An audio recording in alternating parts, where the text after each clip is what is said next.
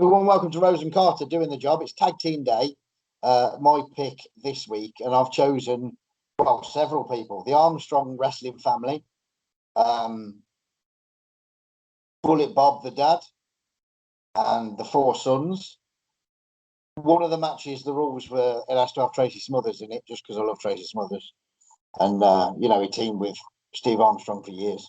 Every one of these Armstrongs is amazing. I think. You said that you weren't familiar with all of them so much, but yeah, like I messaged you earlier, obviously like Road Dogg being the one that I think most people are familiar with, to be fair, like more than any of them. Like I think that's we can agree on that. I think and I've seen a bit of the Young Pistols as well, like obviously over the years. But that's generally most of them. And it's kind of funny actually, because I was thinking earlier, because obviously you're like a massive Armstrong, fan, literally like a massive fan. And I was kind of thinking, to a similar degree, it's kind of like me with the Hearts. Whereas I think the only difference is obviously with the Hearts, it was generally Brett and Owen. Like the others, you can say all of the Armstrongs, like you say, were amazing. I ain't gonna shit on any of the Hearts, but it was clear that Brett and Owen were the main ones. You know what I mean? That's I think the big difference. Like in the Armstrong family, there was no Keith and Bruce. That's what I'm saying. Like they weren't fucking. There wasn't I think outside of Canada, outside of Calgary, they didn't do anything. Whereas the Armstrongs were more successful on that level because they were with the exception of Brad, they all had wrestling success or in-ring success in the WWF. Maybe not Bullet Bob, but Scott was a referee there. Steve wrestled there as fucking Leaf Cassidy. Is it? No, that was Al Snow, wasn't it? No, somebody Cassidy. I can't remember the fucking name now. But he had another gimmick. He didn't. He wasn't there long, but at least he was there. That's what I'm saying. And Brian, of course, is Road Dogg. But they all had tremendous success in several territories. Bullet Bob debuted in 1960. Born in 1939, died in August of last year. I didn't realise until Wikipedia. See, I always thought Brad Armstrong was the oldest son, but he's not. Scott's the oldest. Right. Okay. He was born in 1961 and debuted in 1983. I think my confusion came because Brad's the next one down, born in 1962, died in November of 2012, but he debuted in 1980, so he wrestled first, if you know what I mean. Right. Okay. Yeah. Then it was Steve that's born in 1965. He debuted in 1983 as well. So Scott and Steve started in the same year. And then Brian, who was born in 1969, debuted in 1986. But I said to you earlier, they've all got their own sort of unique quality. Like Bob was fucking legendary in Alabama and Florida and stuff. But he was so believable and his promos were so fucking real. They drew you in. But each son had their own unique selling point sort of thing. Scott being the fucking junior heavyweight sort of faster flyer, Brad being maybe not as charismatic but smooth, fucking beautiful wrestler to watch. Steve was like a stronger, more sort of power man, and Brian was the promo. They all had their own thing, and fucking these four matches are amazing. Not a bad one amongst them, to be fair. I don't know how you got on. Yeah, mine were. I didn't see a bad one. The first one I thought was decent considering their opponents. The second one I watched was fucking brilliant, absolutely brilliant. And then the last two were average-ish or above, but there was certainly nothing bad at all. But no, it was very enjoyable though. What was your first? My first one was actually, I think it's 9th of the 5th, 1990. I think it might have been from a Clash of the Champions. Right. Against the Master Blasters. Fucking hell. Yeah. So you know, and one of the things I like to do on these fucking things is when you get talent and then you put them against people that are not on their level without criticizing them. You know what I mean? Like it's always good to see people. Fine to criticise Kevin Nash. You are. I think it's perfectly acceptable to criticise Kevin Nash. Well, this was apparently his first match in, like, it says his first match. Like, it must have been his first match in WCW or whatever. But I feel like I've never been a Nash fan. Like, there's not a point in his career where he's like drawn me in as a fan. Like, it just never. But that's just my take on him. I can kind of see a point where some people like him for like certain things, like you know, his, especially in his Nash days after his Diesel, and like when he had that badass like kind of, you know, feel about him. But personally, I just didn't enjoy watching him. Like if I was to look through matches, I would never be like, right, okay, I'll watch a Nash match tonight. It won't happen unless he's on a pay-per-view I'm watching. But yeah, that's just my take on him anyway. But I thought I'd watch it because, like I say, Nash was fucking green as fuck here. Like I don't know what you. The other guy was that bad though. Is it Al Green? The other guy. Al Green, yeah. That bad? No, he was all right. I think he was around for a long time as well, weren't he? I remember watching him in like '98 in like on Nitro and stuff. But yeah, this was my first match. It was Brad and Tim Horner against the Master Blasters. So, what year is your first one? 90 as well. 7th month. So not long after yours. Yeah, this was either the 9th or the 5th month, but I'm going to go with the 5th month. I'm going to. Oh no, actually, 5th of the 9th. I think this was September 1990. The Horner and Armstrong team, the Lightning Express, were fucking fabulous. I think Mid-South Tag Champions and the like. Right. You know, really good. Yeah. Well, this match was good. This match was all right, considering, like I say, considering their opposition. So, shall I do this one first then? Yeah. Yeah. Right. Bear in mind, like I say, the whole fucking Armstrong thing, I should be more familiar with them than what I am. But like, it goes back to the whole thing where me and you, we watch so much wrestling from all over the fucking world from different periods. It's impossible to be familiar with every fucking, even gods in the business and like respected people. You can't fucking know every, you know what I mean? You can't be familiar with every single guy that's put on some fucking tights. It's just impossible. So yeah, so I'm not as familiar with the Armstrongs as others might be, but you know, I'll see what Guan's on this one. So the Master Blasters are Blade, which is Al Green, and Steel, which is Kevin Nash. That's what I like picked up anyway. So yeah, so it's Tim Horner and Steel start. So it's Tim and Nash.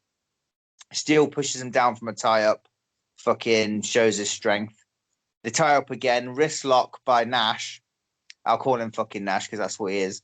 And then from the wrist lock, he lifts him up on his shoulders like a fireman's carry, puts Tim Horner into the heels corner, tags in Blade, who's like Al Green. Blade comes in, fucking whips him off, gives him a knee to the guts. Boom! It's all like arm work now on Tim. On Tim. Fucking in corner again, tags in Steel, which is like Nash. Nash comes back in. Whip off and a double back elbow.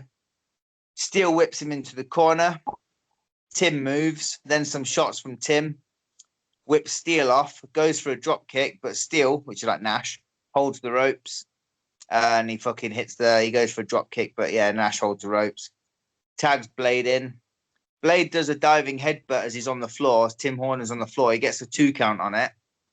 And then he goes for a situation here, which I'm not quite sure what actually guaned. Like, Tim Horner has just kicked out of the diving headbutt. Now he's on all fours as he's kind of like selling. Then Blade, who's like Al Green, goes for like a diving headbutt again, almost like a JYD thing as the guy's on his all fours. But like the announcer's like, he says, he hits him with another like spear type headbutt.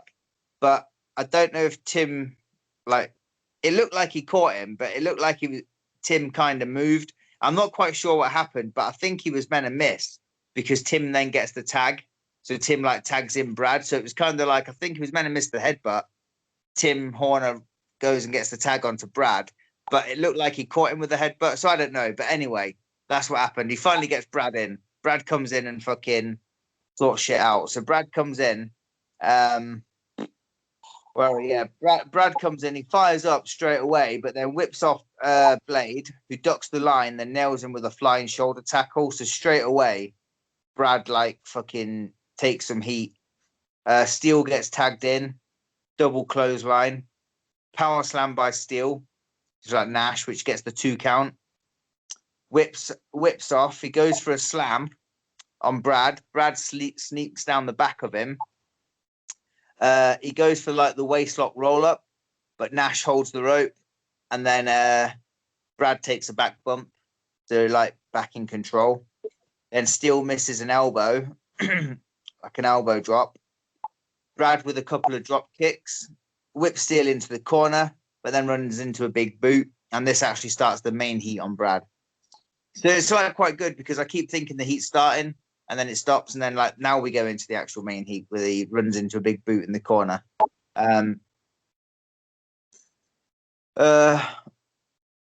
There's a nice little spot here where he's taking the heat, and then Brad he whips Brad off. He goes down. Brad leaps over him. Brad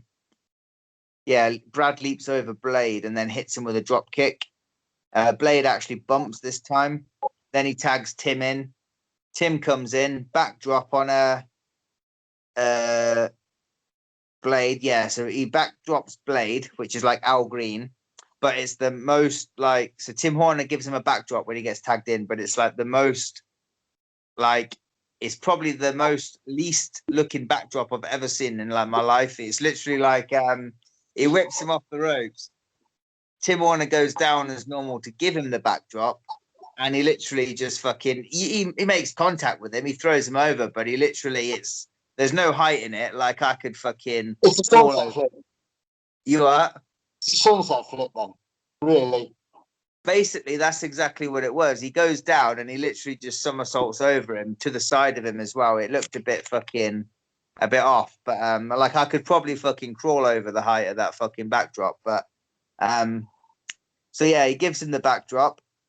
Then a sleeper hold, and then Steel, which is Nash, comes in and illegally breaks it up.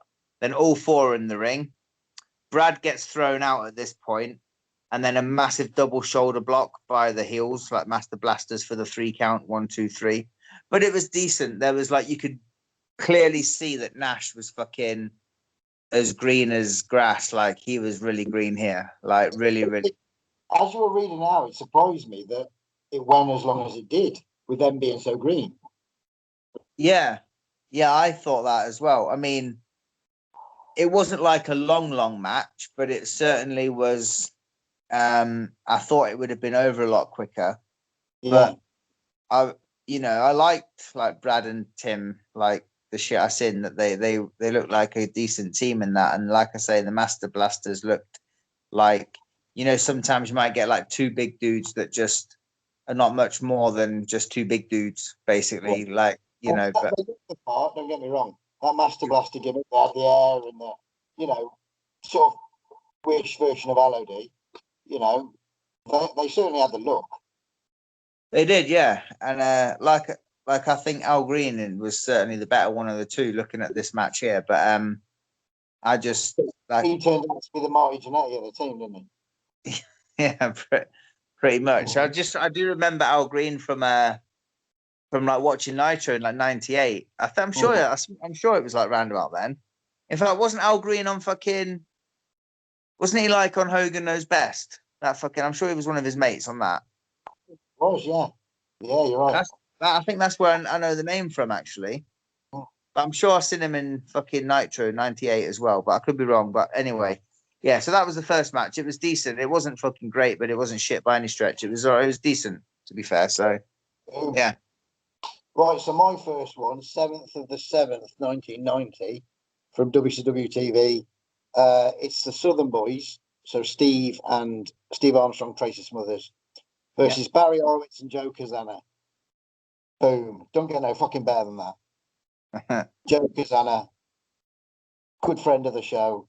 He had a big show yesterday, Joe Kazana did. And Ricky Morton and his son were on it, and George Self. Oh, yeah. I've seen that on Facebook. I've seen the end of the tag. It was very good. And Barry Horowitz, we all love Barry Horowitz, right? So this is a cracking little match. This is only like 5 or 6 minutes. Real babyface entrance from the Southern Boys, you know, like fucking every hand gets touched and smiley faces and, you know, fucking kissing babies. Barry Horowitz and Joe Kazana are all very much decked out in bright jackets. And I love colour. Like I was saying this to you the other day, I love bright colours, and nothing fucking brighter than Horowitz and Kazana here. So Barry Horowitz and Tracy Smothers start. A few waist lock reversals, an elbow from Barry and a headbutt. He loves a headbutt, doesn't he, Barry Horowitz? He's very good at them. A whip by Barry. Tracy Smothers this is fucking something I've never seen before. This. So Barry whips Tracy. Tracy hits the ropes and holds on. Steve Armstrong from behind on Barry with a waistlock roll up. So he goes in towards Tracy. Tracy leaps on both. Beautiful. Then Barry holds on the top rope. So Steve Armstrong, you know, rolls back to his feet kind of thing. A pair of shoulder blocks as Barry comes back. Beautiful, that. Never seen that before ever. Really nice. So Barry, and then Joe Kazana comes in. He gets double shoulder blocked as well. Out they go for a hug, the villain team. Barry Horowitz versus Steve Armstrong now. The Freebirds are commentating with Lance Russell, and they're in a bit of a feud with the Southern Boys over the US title. But the Freebirds are calling the Southern title because they're claiming to be the real Southern Boys. Like, and on the commentary they're saying that Tracy and Steve aren't really Southern. They're look at those moves. That was a Northern move. That one, you know, like all that kind of shit on the commentary. Really good. Barry Horowitz pulls the trunks on Steve to get him to the ropes. Whip, there's a double sleep, and then Steve hip tosses him, arm drag. Tracy Smothers off the top rope on the arm. Barry to the eyes. And Alvin knee lift. What a fucking good knee lift. Proper Mr. Wrestling too. Not as good as my knee lift, like, but I mean, it's close. Wow. Joe Kazana in then with Tracy Smothers. Tracy ducks 3. Bing, bing, bing. And then Tracy comes off with a flying tackle. There's a double whip from the Southern Boys, shot in the belly, and then some back shots. Boom. Joe Kazana cuts off Steve Armstrong briefly, but Steve turns it around on the quick. Barry Horowitz gets tagged in, but Steve chops the fucking spunk out of him. There's like 2 big splashes in the corner on Joe Kazana, and the finish is Tracy Smothers picks Joe Kazana up. Steve drop kicks him off the top. It's just beautiful wrestling. Gets them over, but the villain team don't look weak at the same time. It's not like a TV squash by any stretch of the imagination. You know, it's very competitive 5 minutes of wrestling. Lovely telly. Sweet. My next one was the best by far, and I think when you look at who they're in there with, it kind of makes sense. It's the Young Pistols against the Enforcers, Arn and Larry Zbyszko. Arn Anderson and Larry Zbyszko. This is from WCW 10th of the 11th, 91, maybe. I think that's what it was. And this was a great match. Like, great match. Like, I knew during the match, I knew this was going to be the best one of the lot. I just sensed it. With them in there, could it? It couldn't be shit. It's not in there on their worst day. Those 4 couldn't have a shit match. Yeah.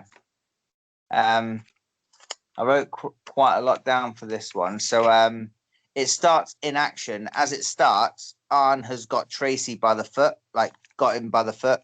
Tracy gives him an enziguri. That's literally like the start of the match. I don't know how much we missed, but that's literally as the footage starts. So enziguri by Tracy straight away.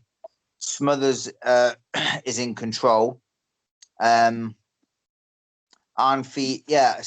Smothers, I like the start. Like Smothers is in control, firing up on Arn. Arn feeds to Steve on the outside, who pops him. Arn feeds round to Tracy, who pops him, and then he bumps, and then Arn rolls out, just to like bide some time and whatnot. So yeah, Arn powders. He comes back in. Him and Tracy end up in the corner of the hills where Arn tags Larry in. Larry and Tracy now in, and Tracy takes the head, gets shot off, tackle. Larry goes for the hip toss. Tracy reverses it, gives the hip toss to Larry, puts the wrist lock on Larry, then tags Steve in. All arm work now on Larry. Steve gets shot off early on, knee to the back by Arn, boom, heat straight away. There's a nice little spot here which I quite like. So Steve is taking the heat and he rolls to the apron.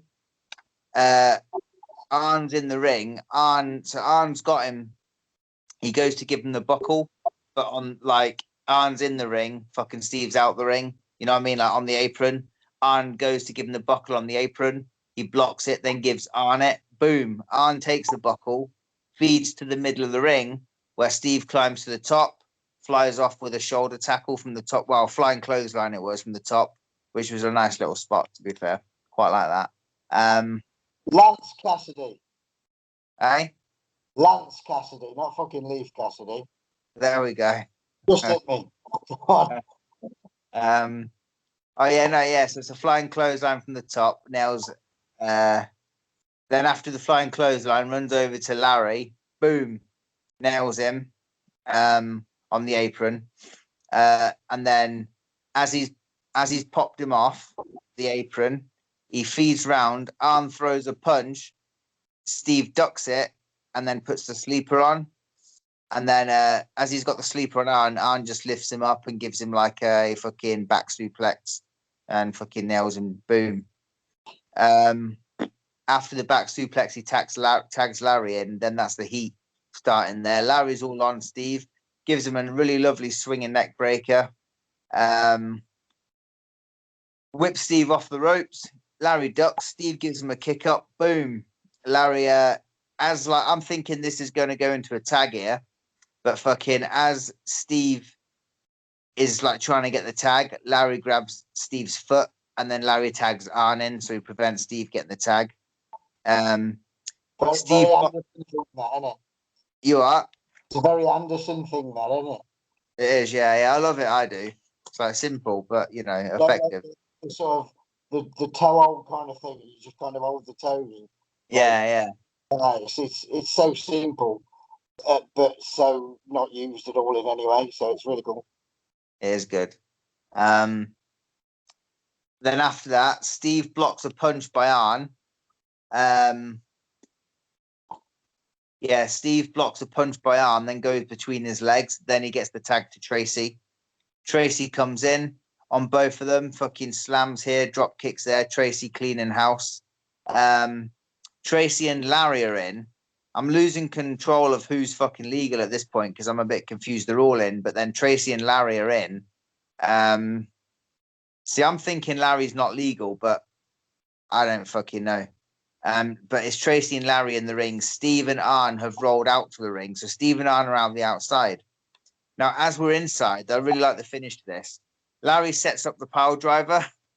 He's got Tracy up for the pile driver as Arn's going to the top rope. But as Arn's on the top rope, Steve is outside the ring, who pulls fucking Arn off the top to the outside. Then Steve goes to the top. Fucking Arn pulls Steve off the top. And then fucking as Arn's going back up, fucking once again, Steve pulls him off. So now Steve's on the top. Steve jumps off as fucking as Larry's setting him up for the pile driver still. He's trying to fucking set him up for the pile driver. Well, to do this pile driver, isn't it? You are? took a while to do this pile driver, isn't it? Fucking has, but it's right good. It's like building up to it. So he's got him for the pile driver. He keeps putting him down and picking him back up. But finally, fucking Steve jumps off the top, flying back elbow, boom, fucking nails him. Yeah, back elbow by Steve on Larry. Now the ref is like fucking getting Steve out the ring. He's like, "What the fuck you doing? Get out there, get out." He's fucking putting Steve out the ring. But as he's putting Steve out the ring, Tracy's covering Larry in the ring, but fucking Arn jumps off the top with a double axe handle, boom, fucking nails him, and then on Tracy, and then fucking the referee's got Steve out, turns around, and fucking Larry's pinning Tracy 1, 2, 3. That's the finish. Beautiful, beautiful stuff. Beautiful finish. It is.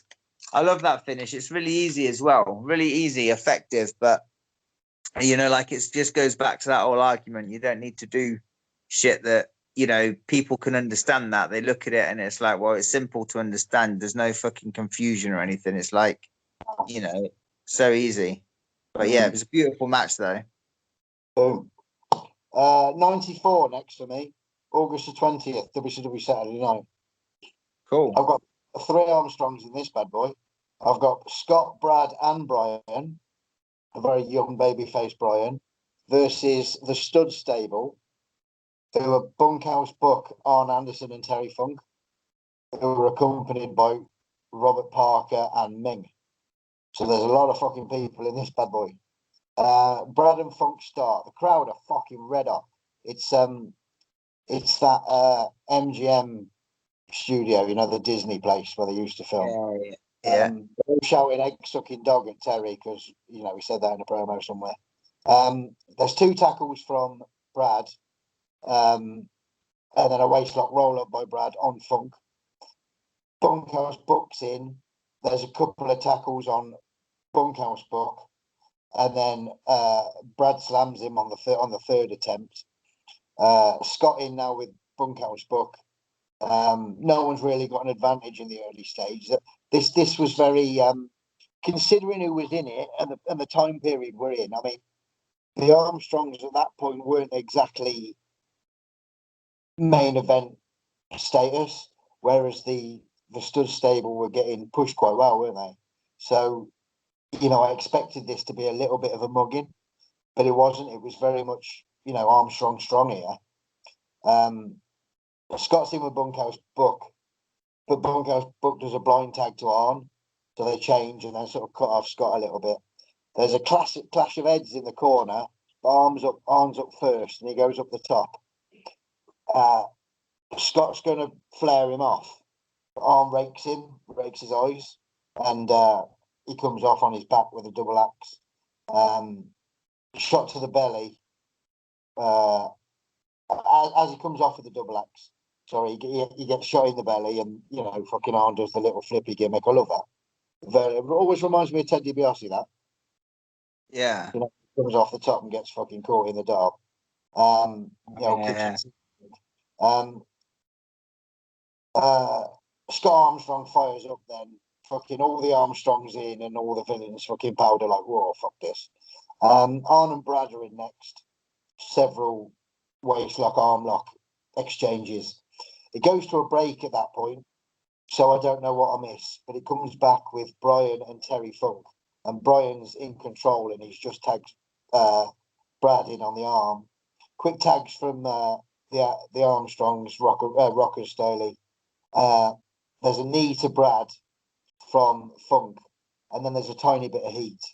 Real smooth heel stuff. These are like Bunkhouse Buck, Jimmy Golden, fucking brilliant. Arn and Terry Funk, fuck me. 3 better villains in the world you're never going to find. All different styles too, like, you know. So they know the heel shit, do you know what I mean? Great distractions and subtle fucking heel things in the corner. Beautiful, beautiful. There's a backslide little hope from Brad on Terry Funk. And then Brad and Terry Funk clash heads. Terry goes into the corner, Brett style, frontwards. He comes out and clashes heads with Brad. There's fucking So Terry Funk takes the clash of heads, and it takes him like 3 minutes to fall down. He's fucking selling the spunk out of it. Arn Anderson and Scott get tagged in then. Scott comes in. He's fucking cleaning everybody's clock, all three of the villains. A big washing line from Terry Funk to Scott cuts him off. Scott gets thrown out the ring, but immediately he's back in. Terry Funk's giving it all the shit in the ring because he's just thrown him out. Drop kick, drop kick, drop kick. He misses one drop kick though, just Scott. And then Terry Funk like half-arse power bombs him. And then the finish, I mean, this is a prime example that you don't need a 4-minute fucking build-up to a finish. Basically misses the drop kick, half-arse power bomb. Bunko's butt comes in and he just right-hand punches him. And that is the finish. But that's enough. But this was TV main event as well. Very good. It was about 15 minutes long. Very good. Seeing all three in one fucking match was splendid. Well, my next one is, we're moving on a bit now. This is 98. 7th of February, I believe. WCW. Scott and Steve against Public Enemy. You know, you're picking some shit, aren't you? Yeah. Public Enemy and the bloody Master Blasters. Well, I thought I'd go on with fucking, I thought I'd go with different options than the certified fucking 5-star classics. I thought I'd mix it up and have like, you know what I mean? Like, why enjoy yourself when you can put yourself through that shit? Well, to be fair, I quite enjoyed the Master Blasters match. That was all right. Yeah. This wasn't as all right. It was there wasn't a whole lot to this one, to be fair. Like, they're heels here. I did write here, I'm not a fan of Public Enemy. Just thought I'd throw that in there. Never have been, but Scott and Steve as villains in this period were really fucking good. There's some matches on from 98, 99 maybe, against the Barrio brothers, who, the Cuban assassin, Sierra, not the Big B, the other one. Right. And Ricky Santana were called the Barrio brothers. Amazing matches. From this period. Well, this match wasn't bad by any stretch, actually. It was just, there wasn't a whole lot to it. I don't know if it was it might have been the shortest one out of the lot. But anyway, there's a double jump. Double jump by the Armstrongs. I actually really like the start. So the Armstrongs jump them. They whip Public Enemy off the ropes. Public Enemy switch the whips. So both Armstrongs are running.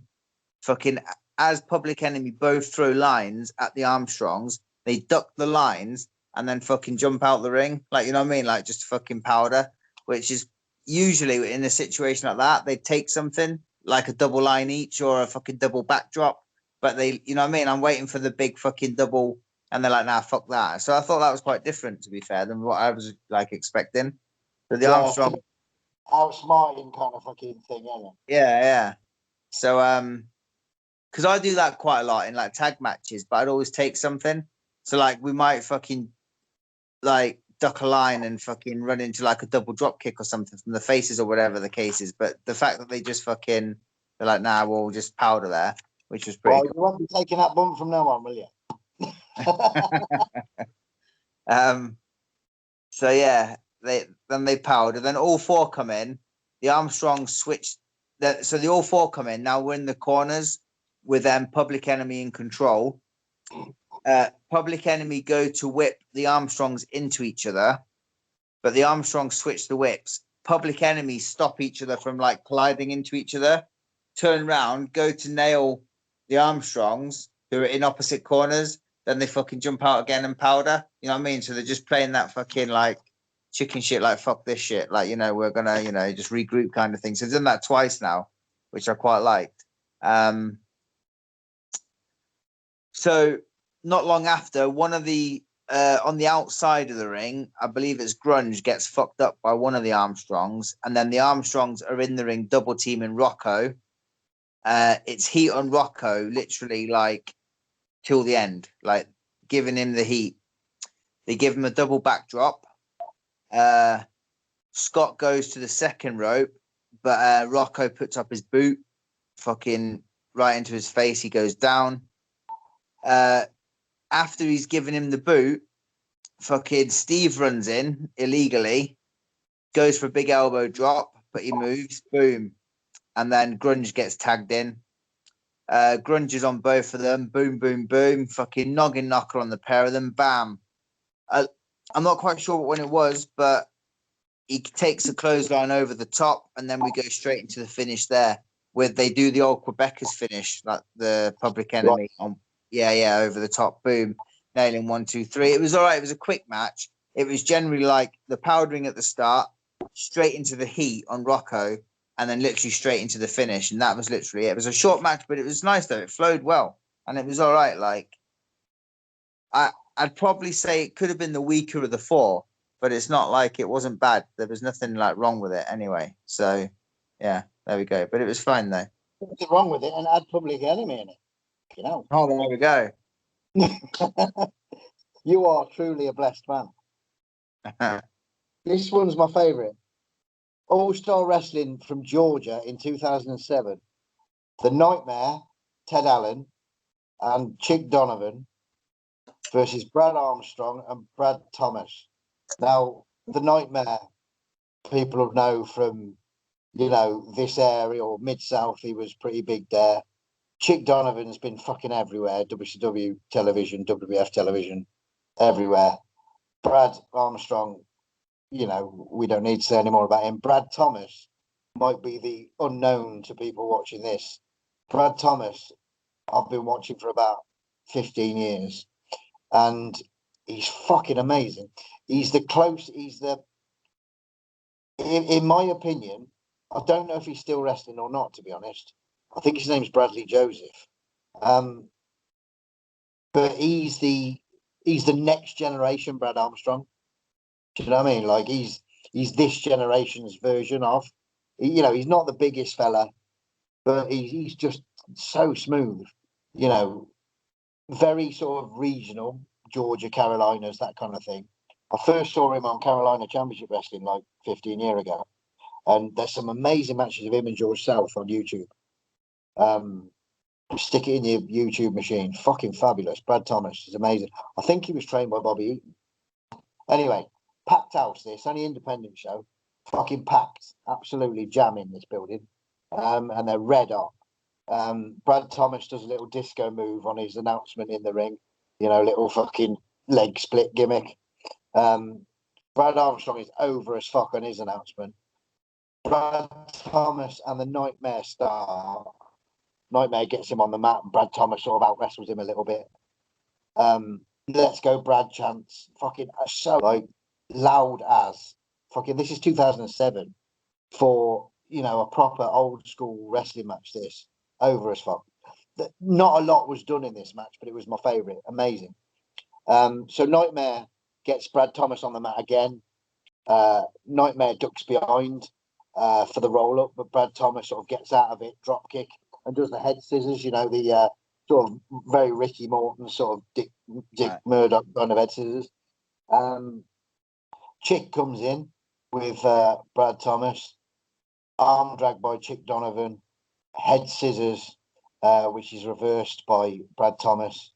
Chick Donovan out into a headlock, and there's like quite a bit of wrestling then, actual nice wrestling going on. Brad Armstrong in on Chick Donovan's arm. Brad Armstrong runs his shoulder into Chick Donovan's shoulder, very Kevin Nash style. And I shit on Kevin Nash earlier, but Brad Armstrong just does it better. There's a cut off on Brad, and then he sort of Brad Armstrong's trapped in the corner then, and there's a whole lot of heel shit going on. Eyeballs and fucking back rakes and very they're traditional fucking villains, Chick Donovan and the Nightmare. They know their shit. They know how to get the best out of fuck all, and they're doing a great job of it. No wasted motion whatsoever. Everything they did meant something. Brad Armstrong just fires up on both of them, like fucking in the corner, like bang, bang, bang, bang, bish, bosh. Fucking double noggin. Then there's a big knee lift to the Nightmare. And then he's back to the Nightmare's arm then.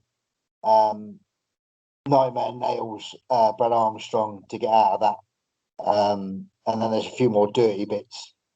Brad Armstrong selling is so good as well. He literally sells from not a lot, which means the villains have to do not a lot. Do you know what I mean? It's Yeah, just yeah. so the heat's there, so they're fucking cracking on with it. A big long chin lock from Chick Donovan. Brad Armstrong up, fires, bing, bing, bing, bing, bing. Hot tag to Brad Thomas. In he comes. He's fucking popping everyone. All four of them are in. Chick Donovan's out the ring. The Nightmare attempts to slam Brad Thomas, but Brad Thomas sort of goes over the top and drop kicks. Brad Thomas attempts to cancel that. Nightmare attempts to slam Brad Armstrong, but Brad Thomas drop kicks Armstrong's back. Down he goes, pin. It was a beautiful thing. Stick it in your YouTube machine. Ted Allen and Chick Donovan versus Brad Armstrong and Brad Thomas. About 20 minutes of just so fucking loud the crowd was. And everything was so well timed and just it was just a beautiful thing to watch. If you want to learn how to work, people that are watching this that think you have to do a million flips, fucking stick that in your YouTube machine. That'll stick that in your fucking pipe. Do you know what I mean? Is it your last one now? Yeah, I got one more. I remember watching this one actually as it was on. It's from SmackDown. It's the New Age Outlaws. I thought I'd put a Road Dogg one in there. Against Eddie Guerrero and Perry Saturn. Oh. This from the 3rd of February 2000, I think. This was a decent match as well, to be fair. And I remember watching this. I didn't remember watching it until the very ending, and then it came back to me. I was like, yeah, I remember watching that. So starts off with a traditional fucking New Age Outlaws promo with Road Dogg doing all his stuff, and I was saying as well, like, I was thinking when I was watching this, like, Road Dogg was so good on the mic, like, it was his thing, like, literally fucking brilliant on the mic. But like, no one ever mentions how good he was. Like, you know, when people talk about great promos, you never like, you know, everyone talks about Rock and Austin and guys like that and like Flair and all that, but like, you never hear it. Like, people know he was that good, but I never hear people mention him as a great promo. But he was fucking brilliant. Like, it just made me think earlier when I was watching them. I was like, yeah, I never hear anyone like mention him. Which says that he's probably done something negative or unconventional that has stuck in people's minds more, which is bullshit. You know, like, Yeah, he was never that sort of main event, like you say, Flair, Austin, and The Rock. They were the main event people, whereas Road Dogg wasn't. And no, going back to the last match I watched, you know, the Nightmare, Chick Donovan, and the Brads are far more fucking entertaining than any of these main event people on TV. Like, I don't, no disrespect to your Flairs and your Austins and your Rocks, but I'd rather watch Chick Donovan and fucking Brad Thomas. You know what I mean? As far as wrestling match goes, because they can do it all, and they can bring emotions out to that intimate audience. And for me, wrestling emotion is far bigger than anything else. oh yeah, yeah.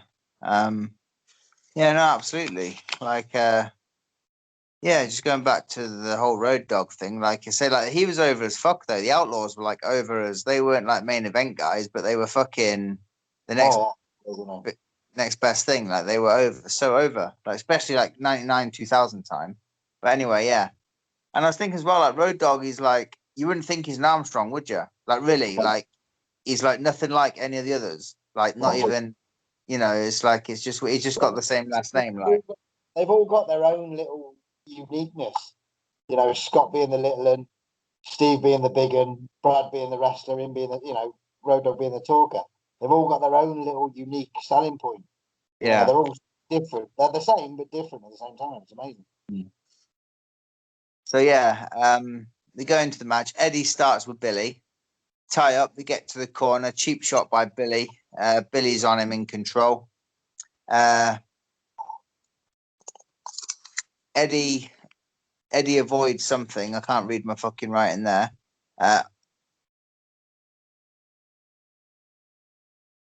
Yeah, Eddie avoids something. I don't know what he avoids, but Eddie ends up in control and on top of Billy. Billy then lifts up Eddie out of nowhere and fucking drops him on the top turnbuckle, kind of like a Snake Eyes, but from a fucking pressing position rather than over the shoulder. And then Saturn runs in illegally, and then fucking Billy hits him with a gorilla press slam. Boom. Then there's a little bit of heat on Eddie. Road Dogg comes in. There's a really nice spot here where so Road Dogg whips Eddie to the corner. Eddie does the up and over out the corner.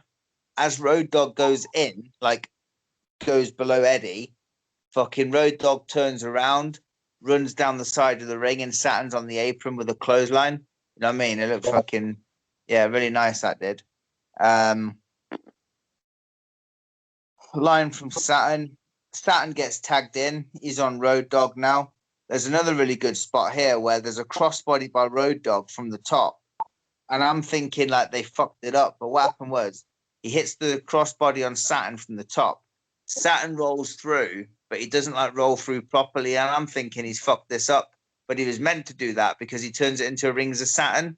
So, you know what I mean? So from the crossbody, which was a real beautiful spot, he's got the Rings of Saturn on, but then Billy comes in and breaks it up. Eddie gets tagged in. Billy gets tagged in. Eddie comes in, misses a drop kick. Then Billy hits him with a jackhammer and a famouser. Saturn then breaks that up. It's a bit of a schmoz, but then there's a frog splash. This is what made me remember that I've watched this match before. Because during this period, 2000, I watched WWF religiously. And Eddie actually fucks up his shoulder. He does a frog splash from the top. But I think he dislocated his shoulder, legit, when he'd done it. So there's a frog splash by Eddie. 1-2. Road Dogg pulls the ref out of the ring. There's no DQ for some reason. He didn't DQ him. But then fucking Eddie, I've wrote here, Eddie's fucked his shoulder. But then the ref gets back in. And then it's kind of weird because Eddie, clearly, unless to this day, he didn't separate his shoulder, and I've been worked for the past fucking 20 years. But I think he legitimately did. Because after this, I remember watching SmackDown and Raw and stuff, and Eddie always had the fucking support on his shoulder, and I'm sure he wasn't wrestling. I don't think it was a storyline. I could be wrong, but the only thing that makes me think it is a storyline is because after he'd done that, he's rolling on the floor with his shoulder, and fucking Road Dogg just covers him 1, 2, 3, and from that point of view, you'd think it was a work, but I don't know. I'm convinced he legitimately fucked up his shoulder. Either way, if it's a work, it's a hell of a work, because I don't know. But that was the finish. Eddie still got the fucking selling his shoulder. But the thing is, as well, there was a stipulation to the match where they were fighting over contracts, when the Radicals came in and stuff. And I think they were they had to win this match to get contracts or something along them lines, and they didn't. So I just don't know. I still think he legitimately fucked up his shoulder, but I don't know. But either way, yeah, it was I know he did when he was very new into the WWF. Right. I think they signed him, and then literally fucking not long after he hurt himself, which signed him for a bit. So that could have been the point. I think that makes sense then. It's the only thing that confuses me is with the finish where Road Dogg just covers him 1, 2, 3, where I think that if they needed to win that match because the contracts was on the line or something, then surely they could have fucking done a little switcheroo where, Owen and Austin did. You are? Yeah. When fucking Owen Hart fell over Steve Austin when he broke his back for the worst roll-up of all time. Oh, yeah. I was thinking about shit like that. Still a finish, but it's still a finish. It's a finish, and it's it's fucked up as well because the stipulation for that Austin match as well with Owen was he had to kiss Owen's ass, didn't he? If he lost, and Was it for the IC belt as well? I think so. And they were in a situation where like it was like you didn't like I've never been in that situation myself, but you wouldn't know what to do. Like if a dude literally can't fucking move, like what do you do? Like, you know what I mean? Like Owen had to, I think Owen done the best he could, like by just playing to the crowd and talking shit. I mean, the only way out of it would be get counted out or get disqualified, wouldn't it? Yeah. Like at that point, if Owen would have punched the referee in the face, you know, or went to show off in the corner and fell out of the fucking ring and kept counting out, you know, something like that. Do you know what I mean? It's the only way out. You know, it's the only plausible. But, yeah, I'd hate to be in that situation where you just wouldn't like, you know what I mean? There's been things in matches, things have gone pear-shaped and you've had to fucking think there and then, but that is like a whole different scenario altogether. Like that's, yeah, but no, this match was all right. Like you are, boom, yeah. We never That's won all four. Right, my last one, 2012, from the Alabama Premier Wrestling Federation. Bullet Bob and Steve versus Jimmy Golden and Mr. Fantasy. So we've got Bunkhouse Book again. Right, so this starts not at all how I imagined it. Bob, very charismatic, you know, walking to the ring. He's got his mask on Bullet Bob. Very small crowd, like 50 people, but they're fucking red hot. You know, who gives a fuck if it's 50? They're still enjoying it. This starts as a singles match versus Jimmy Golden. I was going to shit, but I thought, well, I'm here now, aren't I? So I'll persevered with it. And I'm glad I did, to be fair. Jimmy Golden points at Bob's foot, and Bob's like, what? And then he just fucking unloads on him. Bish, bash, bosh. Bob fires up, but Jimmy Golden eyeballs him. The whip's reversed. Jimmy Golden gets put in the sleeper, which is Bullet Bob's finish. And then from behind comes Mr. Fantasy. Fucking kaplow. And then we got a DQ. Now we know what's going on, right? We now know why it's advertised as a tag, right? So anyway, Steve Armstrong saves the day because Bullet Bob's getting battered by Mr. Fantasy and Jimmy Golden. The challenge is on. It takes a while to do the G. Fucking the heels are dubious. Fucking Bob gets a chair in and he's sat there saying he's waiting there until, you know, them yellow bellies get in the ring, blah, blah, blah. It's fucking brilliant. Bob and Mr. Fantasy start. Don't know who Mr. Fantasy is. Never seen him before or since, but he's perfectly capable. He's not at all shit.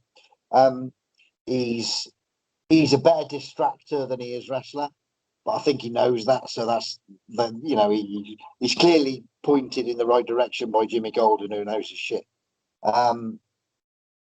Eyeballs by Mr. Fantasy, the whip. Bob ducks the line, and Mr. Fantasy gets nailed by Steve Armstrong, who's on the apron. And then Bob then pops Jimmy Golden, who's on the apron. The villain's powder, have a little hug, talk it over. Steve Armstrong's then in with Jimmy Golden. Jimmy Golden offers the test of strength. Then I noticed there's a manager next to the ring. There's commentary on this. The manager's not once been mentioned, by the way. Or have I seen him on the camera before? But his name is Dandy Jack. No idea. Test of strength, right? Jimmy Golden wins the test of strength. This is perfect example of getting something out of nothing, because this test of strength is on for 2 hours and 10 minutes. And they don't do fuck all, but it's red hot. They just fucking every now and again up, kick, down. Why do more? It's so over. So Steve Armstrong up, kick, fucking. It's a long old spot. On the third kick attempt, Steve catches the foot, swings it round, atomic drop to Jimmy Golden, right into Bob Armstrong, who pops him. Out goes Jimmy Golden. Steve Armstrong unloads on Jimmy Golden as he gets back in the ring. The whip's reversed. Steve goes straight into a big boot. There's a little bit of heat now, not a great deal. Jimmy Golden puts a bear hug on Steve Armstrong. And they do like, you know, we do with the face lock, reach out, fucking the villain comes in and then the tag happens and blah, blah, blah. pull Yeah, back into the corner, all that shit. But they do it in a bear hug position, so Oh, same. yeah. So they just do that. Steve then posts. He fights out the bear hug. He posts Jimmy Golden. Sorry, Mr. Fantasy. They do the switch, Golden and Fantasy, back into the bear hug. Steve fights out of it. Post Mr. Fantasy. Fantasy goes in frontwards. Must be an Armstrong thing. Frontwards, clash with the heads, same as they did with Brad and Terry Funk in the match earlier on. Clash of heads. Boom. Both men are down. Hot tag to Bob. All four are in now. Steve gets thrown out. Mr. Fantasy holding Bob. Jimmy Golden gets given a gimmick by the manager. First time this manager's done anything. A gimmick that looks like a rolled up newspaper or something. Fuck knows what it is, but it's like just a fucking kind of flimsy bit of white shit. But gimmick's a gimmick, ain't it? So he's got the thing, right? Bob moves, nails Mr. Fantasy. Fucking Bob pins Mr. Fantasy. Jimmy Golden's trying to make the save. Outside the ring, Steve Armstrong's got the foot. Jobs are good and not a bad match in all that. Fucking the Armstrongs are amazing. Love every one of them. My favourite match was the Chick Donovan Nightmare one. Fabulous. Awesome.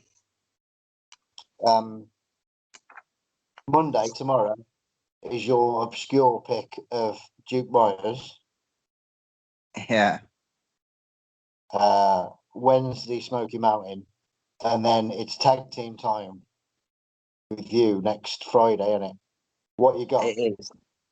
Well, I don't think we've done this tag team before, but I know that we're both fans of them, especially me. Like, I know that I'm a big fan of them, but because we're winding down to, like, obviously we're not going to be doing as many, like, in the future, and like this is the last week coming in it where we do 3.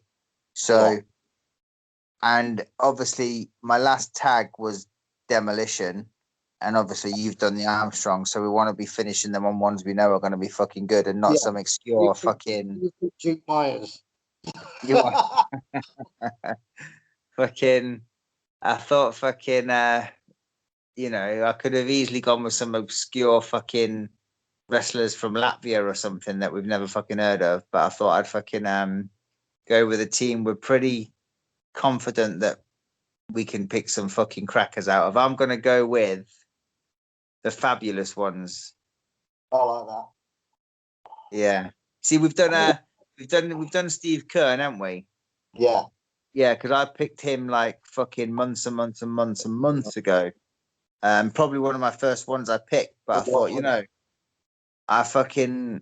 I love like Steve Kern, and I thought the tag team is just, no one fucking ever mentions them as well as one of the greats. But to me, I think people that know, They've been everywhere too, haven't they? Like huge Florida, fucking, Mid-South, Memphis.